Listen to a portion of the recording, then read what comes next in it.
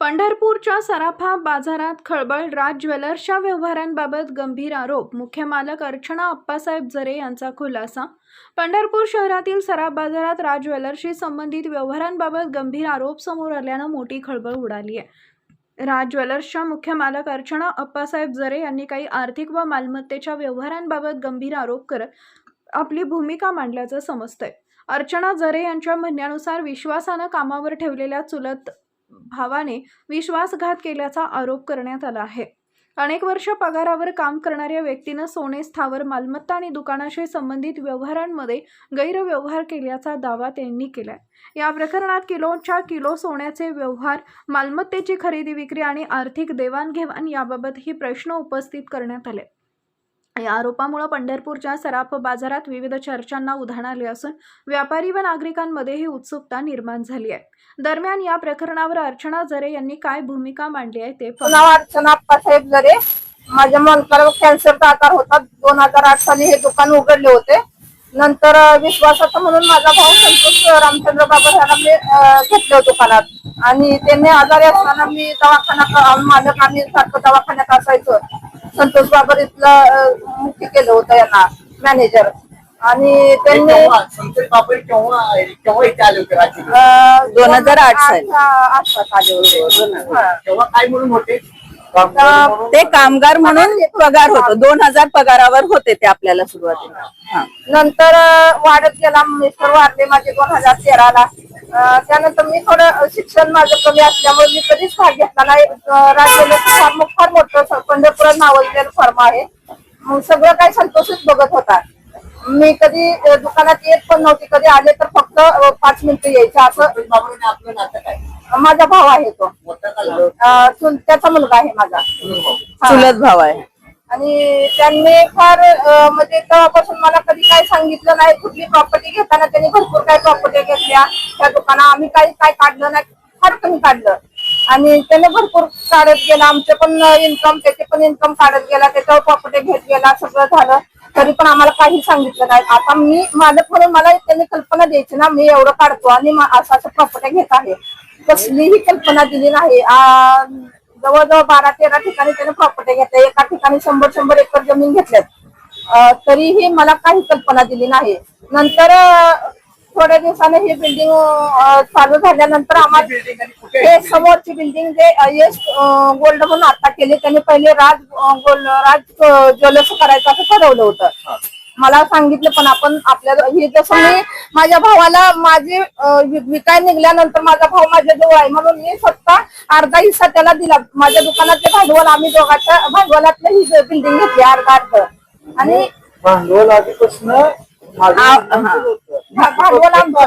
1 रुपया सुद्धा त्यांचा स्वतःचा पर्सनल नाही आहे. प्रत्येक गोष्ट, प्रत्येक रुपया आईनी किंवा वडिलांनी ह्यांनीच भरलेला आहे. आणि पेट्रोल पंप होता वाकलीला, तो विकून ह्या दुकानात घातले. कलकत्त्याला आमचे दुकान आहे, त्यातली प्रॉपर्टी ह्याच्यात आणून घातले. सगळं काही तिथं आणून ठेवलं. आयुष्याची जमापुंजी संपूर्ण काढली आणि इथे घातली आहे. आणि फक्त माझा विश्वास संतोष बाबर माझा भाव आहे. मला कधी, कारण माझ्या मिस्टरांनी त्याचा विश्वास ठेवलाय तर मला तो कधी दगात येणार नाही हे माझं मन बोलत होतं.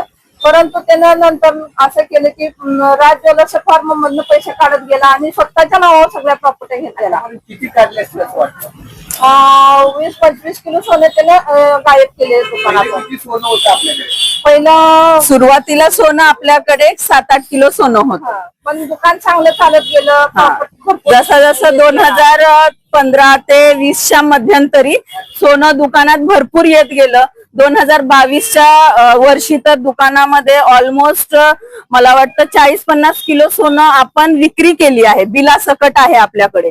पण आता आपल्या दुकानात काहीही नाही. ह्याचा अर्थ सोनं कुठंतरी गायब झाले आणि ज्याचं की आपल्याकडे कसलीही लेखी पुरावा नाही, काही नाही आहे. तर त्यांनी वरच्या वर मोडीत आलेलं असेल किंवा जे काय असेल त्यांनी त्यांच्या पर्सनल वापरासाठी पैसे सतत काढत गेलेत. ट्रान्झॅक्शन ऑनलाईन आहेत. ही समोरची जी बिल्डिंग त्यांनी केली आहे ही करत असताना देखील संपूर्ण ट्रान्झॅक्शन आमच्या दुकानातून आहे. त्याचे प्रूफ आपल्याकडे आहेत. ज्या ज्या दिवशी किती पैसे कुणाच्या अकाउंटला गेलेत प्रत्येक गोष्टीचा पुरावा माझ्याकडे आहे, पेपरमध्ये आहे, मी दाखवू शकते. आता ही बिल्डिंग, हा बिल्डिंगचा फोटो आहे.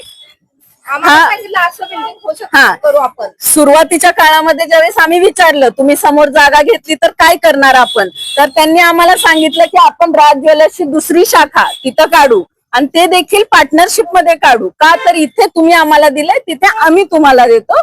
का तर पैसेही दुकानातलेच होते, असं काय नव्हतं की पैसे त्यांचे वैयक्तिक होते, नाही, दुकानातले पैसे होते. मग त्यांनी आम्हाला असं वेड्यातच काढत गेले असं आपण म्हणू शकतो, बाकी काय नाही. तुम्हाला हे बिल्डिंग घ्यायचं जागा घेत होते त्यावेळेला आपल्याला सामान ते घेतलं होतं ट्रान्झॅक्शन किती आपण केलं? राज ज्वेलर्सच्या फर्म वरनं ट्रान्झॅक्शन झाले आणि डिरेक्टली झाले नाहीत, म्हणजे डिरेक्टली देशपांडेंना गेले नाहीत, पण ते पैसे त्याच दिवशी इथून संतोष बाबरच्या अकाउंटला गेले आणि संतोष बाबरच्या अकाउंटवरनं देशपांडेच्या अकाउंटला गेले. सो त्याचं काय म्हणणं आलं की आता त्यांचं काहीतरी वाद चालू होता, देशपांडे सरांनी त्याच्यावर काहीतरी लिटिगेशन काढले, तर कशाला उगाच ताई तुला जमत नाही पुण्याला मुंबईला, सुप्रीम कोर्ट पर्यंत ही केस जाऊन आली, तर उगाच ताईला त्रास होईल ह्या कल्पनेमध्ये की आता सध्याला मी माझ्या नावावर करतो, पुन्हा आपण वाटून घेऊ असं. असली फसवणूक झाली असं वाटतं. 100% आमची फसवणूक झाली आहे. पोलिसांना तक्रार का केली ताई? तक्रार केली नाही असं नाहीये, तक्रार करणार आहे आम्ही, पण आमची कागदपत्र आधी जुळवण्यात बिझी आहोत. आम्हाला सर्व ट्रान्झॅक्शन आता सापडले आहेत आणि आता जिथे आम्ही सविस्तर अभ्यासाने बोलायचं आहे, उगीच वाऱ्यात बोलायचं असं आम्ही बोलणार नाही. परवा त्यांनी जसे आमच्यावर खोटी नाटे आरोप केले, एनसी केली की आम्ही त्यांना दमदाटी केली, त्यांच्याकडे प्रूफ नाही आहे, तसं आमच्याकडे आज प्रूफ आहे प्रत्येक गोष्टीचा. आज जर मला पोलिसांनी विचारलं तुम्ही असं का म्हणताय, तर त्याचा कागद माझ्याकडे आहे. त्यांच्याकडे कागद नाहीये आम्ही त्यांना दमदाटी केलेल्याचा, व्हिडिओ नाही आहे.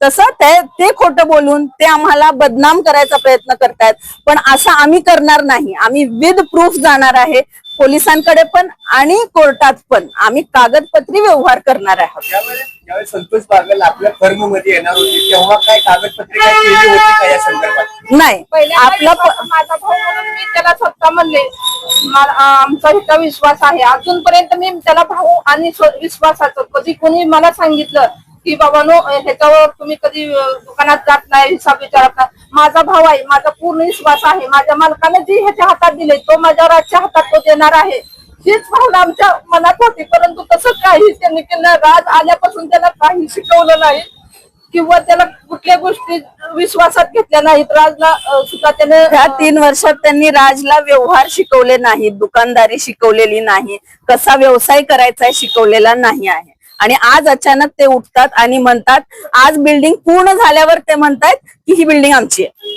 असं कुठे असतं का? अशी फसवणूक तेही बहिणीसोबत केलेली चुकीची आहे. तुम्ही लुटा, सगळ्या जगाला लुटा, पण आपल्या घरात आपल्या बहिणीला लुटायचं नसतं. आणि टू स्टार्ट विथ तुम्ही हाही विचार केला पाहिजे की शेवटी ह्याच्या वडिलांनी तुम्हाला इथे उभा केले. तुम्ही पगारावर झाडायला पुसायला आलेली माणसं, आज तुम्हाला एक माझ्या वडिलांनी तुम्हाला मैदान तयार करून दिलं, पैसे दिले, सगळं दिलं, तेव्हा जाऊन तुमचा हा एवढा मोठा भांडवल चालू झाले. मग आज तुम्ही जेव्हा तुम्ही मोठे झालात, तुम्ही माझ्या भावाला बुडवायला का बसलाय? सिंपल आहे की नाही? माझ्या वडिलांनी तुम्हाला मोठं केलं, तुमची जबाबदारी होती माझ्या भावाला मोठं करायची, मात्र तुम्ही त्याला उघडं नागडं करून रस्त्यात बसवायची वेळ आणायला लागलाय. एवढं सगळं होऊन सुद्धा अजून पण तुम्ही आम्हालाच पैसे मागताय. तुम्ही 20-20, 25-25 किलो आमच्या दुकानातून सोनं गायब केले, पैसे गायब केले, कोट्यावधी रुपये. आणि त्यानंतर हिथलं गुडवेल मग तुम्ही इथं तुमचं नाव केलं, मला 28 किलो सोनं द्या. हे मी पूर्ण प्रॉपर्टी जरी माझी विकली पहिली किंवा हे दुकान जरी विकले, आता सोनं जरी विकले तरी मी त्यांना 28 किलो सोनं म्हणतात कशाला?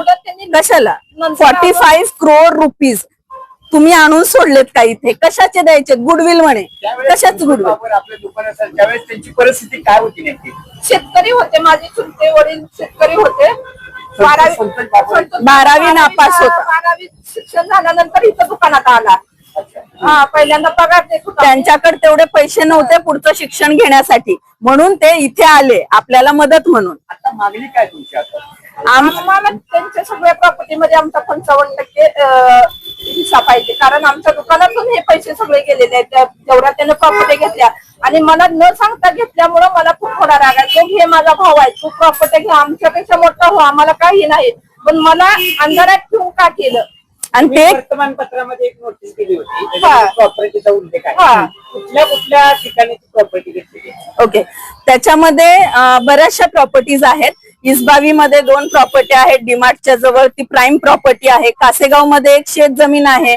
त्याच्यानंतर ही समोरची जी बिल्डिंग आहे सावरकर चौकातली 9 मजली बिल्डिंग आहे, जी डोळ्यात सुद्धा भरवत नाही. ती बिल्डिंग सुद्धा त्यांनी आमच्याच पैशातून घेतलेली आहे. त्याच्यानंतर घेरडीमध्ये 100 एकर त्यांची जमीन आहे. चोपडीमध्ये 30-40 एकर जमीन आहे. हे सर्व जमिनींचा हिशोब आमच्या दुकानाच्या ट्रान्झॅक्शन मध्ये दिसत आहे, क्लिअरली दिसत आहे. पुण्यात पण घेतलेली पुण्यात सुद्धा आहे. पुण्यात काय म्हणतात? आंबेगाव बुद्रुकला एक जागा आहे जे त्यांनी घेतली आहे, 5व्या हिश्श्यात घेतली आहे. ते पण आमच्याकडे पुरावा आहे. त्या दिवशीचं सुद्धा ट्रान्झॅक्शन आमच्याकडे आहे.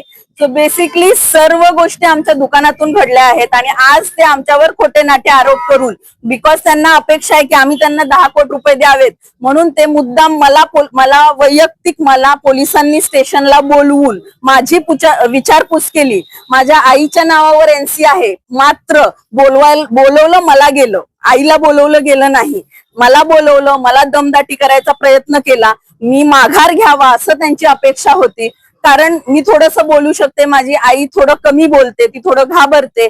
तर त्यांनी पोलिसांकडून मला दमदाटी करायचा प्रयत्न केला. पूर्ण खोटा आरोप होता, पूर्ण. आमच्याकडे सीसीटीव्ही फुटेज आहे की ह्या दुकानासमोर त्या 2 दिवसात ह्या परिसरात कसलाही वाद झाला नाही, भांडण झालेलं नाही. आम्ही व्हिडिओ डाउनलोड करून ठेवलाय. कसलंही, सगळे आरोप खोटे आहेत, एकूण एक आरोप खोटा आहे. माझी मम्मी तर शिवीगाळ करूच शकत नाही, हे खोटा आरोप आहे. त्यांच्यामधला जो छोटा भाऊ आहे उद्धव बाबर, ह्या तिघांमधला जो सगळ्यात लहान भाऊ उद्धव बाबर आहे, तो दमदाटी केला. त्या दिवशी त्यांनी मला शिवीगाळ केली, त्यांनी मला आई बहिणावरनं शिवी दिली, कुत्री म्हटला मला तो. आणि एवढं सगळं करून त्यांनी उलट माझ्यावरच केस केली. आणि मी तिकडे न जाऊन पेपर आउट केलं की बहिणीने येऊन फुकट हिस्सा मागते आमच्या प्रॉपर्टीचा. असं कसं बहिणी एक भावाला, कुठली सुद्धा बहीण भावाला मागत नसते. भाऊ बहिणीला लुटत असतात, फार वेळ बघितले, पण बहिणीने कधीही भावाला लुटलेलं मी पाहिलं नाही. तर असाही आरोप माझ्यावर केला आहे, तो तुम्ही निष्पन्न करा. मी खरं म्हणजे त्याच्या प्रॉपर्टीचा हिस्सा मागितला नाही, त्याच्यावर आळ घेत, म्हणजे मी त्याच्या बिल्डिंग मध्ये गेली नाही, तरी सुद्धा माझ्यावर त्याने पेपर आउट केलं. हे चुकीचं आहे, ते चुकीचंच आहे. आणि अगदी तो उद्धव बाबर तर माझ्या अंगावर आल्यानंतर मला दमदाटी करून मारण्याच्या सुद्धा धमक्या देऊन झाले. तो मला पण असं वाटतं की तो माणूस असा आहे की एक वेळ माझ्या जीवाला धोका आहे त्याच्यापासून. एवढा वाईट माणूस आहे तो. एवढं सगळं आहे. या संदर्भात पोलीस स्टेशन मध्ये तातडीने धाव घ्यायला पाहिजे. ते अद्याप तुम्ही गेला नाही, त्याच्या पाठीमागे सर, ह्याच्या मी म्हटल्याप्रमाणे पुरावे नसल्याशिवाय उगाच आरडाओरडा करण्यात अर्थ नाही आहे. पुरावे मिळाल्याशिवाय काही अर्थ नाही. आणि जे सीसीटीव्ही फुटेज आहे ते त्यांच्या बिल्डिंगचं सीसीटीव्ही फुटेज आहे, तर ते आपल्याला देणार नाही. त्यांचं फुटेज ते आपल्याला का देतील? काय तुमची शेवटची आता मागणी काय? माझ्यावर जो अन्याय केला त्यांनी, ते पेपर आउट केलं. अर्चना जरे येऊन आमच्या घरी बिल्डिंग मध्ये धमकी दिली, हे पूर्ण चुकीचं आहे. आणि ते मला कुठेतरी सहन झालेलं नाही, कारण मी कधीही ह्या दुकानात सुद्धा मी संतोषला वाईट शब्दानं कधी बोलली नव्हती. मी अशी समजायची की संतोष माझा सगळं काही संतोषच आहे. मुली जरी काय बोलायला मला सांगायला गेलं तर मी म्हणायची संतोषला कोणी काही बोलायचं नाही, संतोषवर माझा पूर्ण विश्वास आहे. आणि ह्याच संतोषने पेपर आउट का माझं बदनामी केली ही मला विचारायचं आहे कुठे तर त्यांना.